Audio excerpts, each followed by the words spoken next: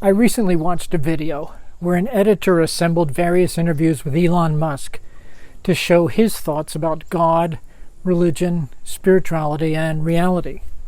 Musk, as you must know, is a world-renowned for his entrepreneurial success with Tesla, SpaceX, and Starlink, as well as his leading technology teams developing driverless cars and AI.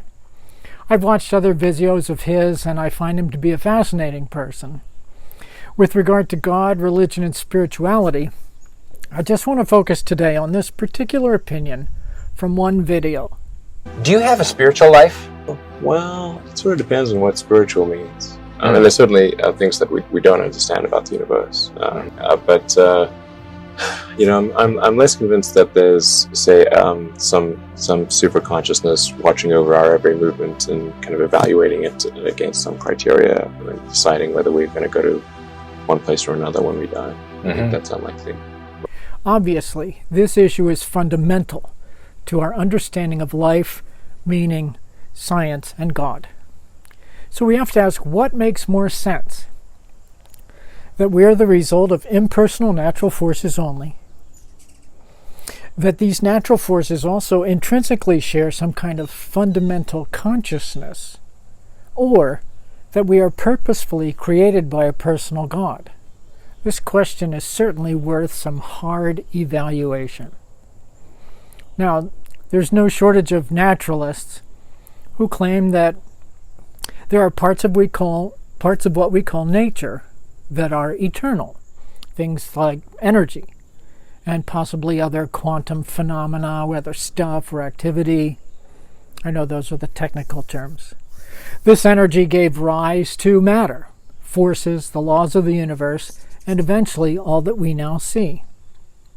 As to what the stimulus was that caused it all to bang, that brought about information, intelligence, purpose, and consciousness, about that we can only speculate, they would say. Science can only, at present, explain so much. Now others wonder if consciousness is part of the fabric of reality. Annika Harris speculates that consciousness could be a fundamental feature of the universe, an intrinsic property of matter. We basically assume that consciousness is created by, at the very least, a brain and a central nervous system. So we can kind of look at it from that perspective. There are all these other theories that I carefully talk about in my book, which I completely rejected myself for many years and didn't even think they merited my reading. If you're talking much about panpsychism. Talking about panpsychism. We're going to get to that, trust me. We've kind of already gotten to it, so yeah. I need to give a little disclaimer before we start really talking about it. But panpsychism is this category of theories that posits that consciousness could be a fundamental feature of the universe, down to the level of atoms, even possibly originating out of some sort of field, the fluctuations of which give matter this intrinsic property of experience. So that there are all these physical properties of matter, and then there's actually an intrinsic property of all matter, so that there's some level of experience wherever there is matter present. As for a third choice, it is well known that the Christian position is that there is a personal God who was and is the creator of all things, yes, watching over our every movement, to use Musk's terms. Now, I'm going to go with the third choice, and here's why. First of all, cause and effect have to be related. You don't put in flour, sugar, and baking soda and end up with a car engine. It doesn't work that way. You don't put sodium and chloride together and get tungsten. It doesn't work that way. The cause and the effect are related and to some extent, therefore, dependent. So in the same sense, since humans are personal, there is good reason to assume what brought us about is also personal. That idea has logical consistency. We know humans are chemicals, cells, water, etc. But we have personality. Now, did our personality emerge from impersonal chemicals? Time, plus chemicals plus chance yields personality.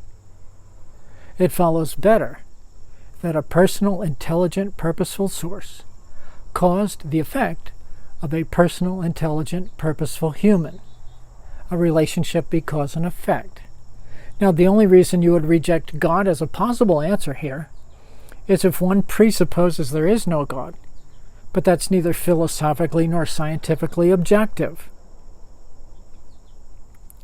Secondly, only personal causes are capable of being first causes. There's potential energy and kinetic energy, but the only way anything begins in motion is if there is a personal first cause. See, impersonal causes must have first causes. Therefore, it follows better that there was a personal first cause to us as humans. First causes always have to be personal. So you see, for the atheist to consider that the case of nature alone, no intelligence, no plan, no intrinsic purpose, no personality, has more strength to show that the result was intelligence, purpose, and personality, then he or she must present that stronger case. Now, I would claim there is no such case, that such case does not exist. And if we're going to infer the most reasonable conclusion, theism wins every time.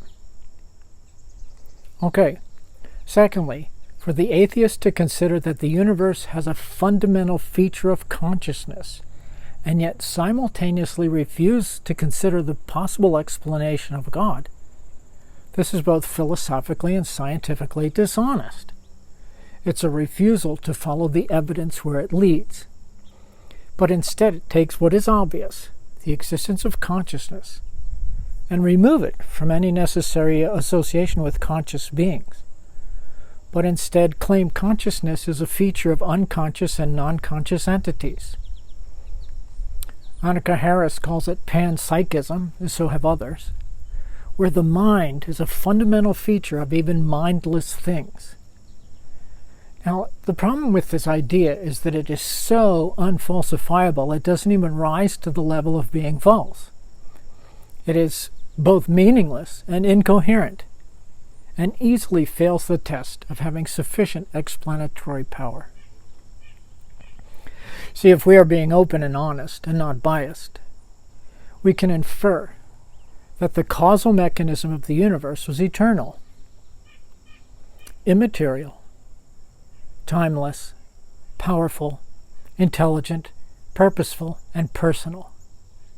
See, theism has what we would call simplicity of explanation and complete explanatory power. If we are being open and honest and not biased, we can infer that the realities of order, physical laws, fine-tuned physical constants, regularity, and predictability speak more toward an intelligent source than in any other direction. Now, if we're being open and honest and not biased, we can infer that the personality of conscious beings points more toward a conscious personal source than a non-personal one of chemicals and sequences. In the world that we see, science, of course, has explanatory power, but only partial explanatory power, with some areas of disjunction, such as what caused the Big Bang, what caused abiogenesis, the causal mechanism of informational data such as DNA, the causative mechanism of consciousness, and the finely tuned grandeur of our universe capable of sustaining life. And just so you know, these are huge gaps. But superseding the scientific explanation, theism has complete explanatory power in all of these areas, as well as personality, morality, beauty, reason, and truth. The probability of theism relative to other theories about what is there and how it got there, the probability of theism is very high. Christianity is not only a rational worldview, it has more sufficient arguments than scientific naturalism and abstract consciousness. If we are going to infer the most reasonable conclusion, we can infer the existence of God and see that the case for God is strong, given the evidences we see. It's what makes more sense.